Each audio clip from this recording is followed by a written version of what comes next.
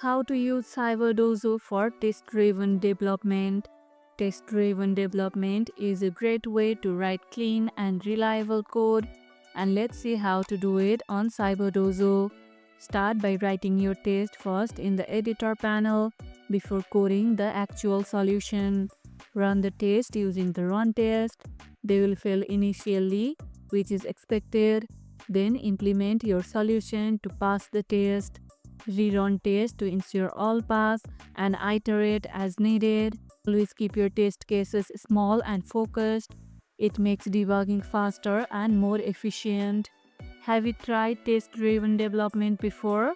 Share your experience in the comments below. And that's how you can use Cyberdojo for test-driven development. And if this video helped, hit the like button, share it, subscribe, and leave a comment. Thanks for watching, and I'll see you in the next one.